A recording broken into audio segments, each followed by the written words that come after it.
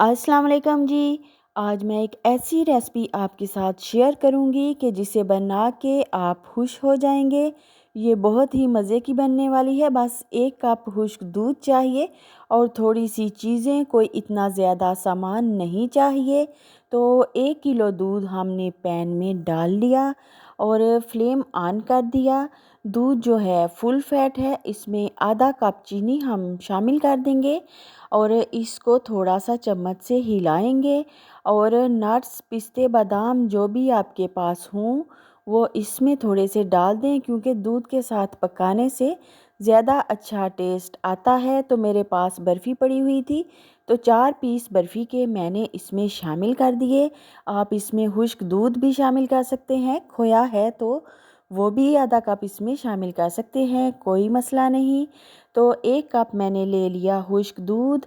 इसमें हम शामिल करेंगे हाफ़ टी स्पून के जितना बेकिंग पाउडर शामिल करेंगे।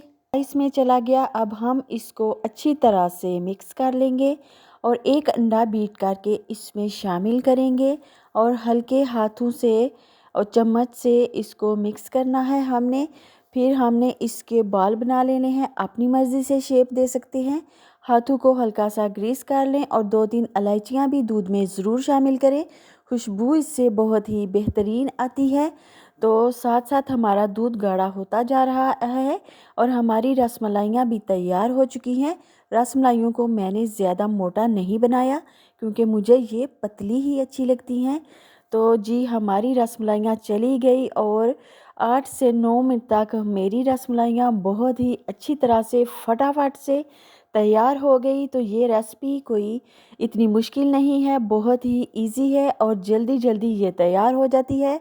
अगर अचानक घर में आ रहे हों मेहमान, तो फटाफट आप ये वाली रेसिपी ट्राई कर सकते हैं, कोई भी प्रॉब्लम नहीं। और आपकी ये रेसिपी जो है बहुत ही मज़े की डिलीशियस तैयार होती है।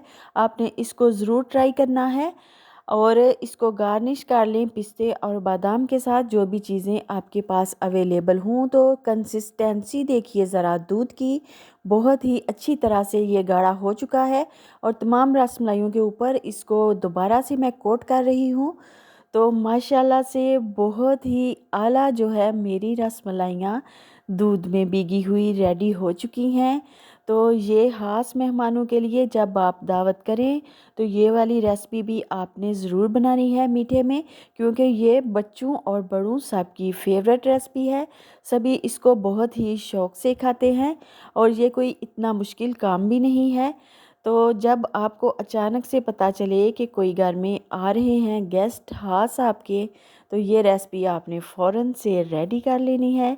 काकी को रखना है दुआओं में याद, अपना और अपने प्यारों का रखना है आपने बहुत सारा ख्याल। अल्लाह हाफ़िज़।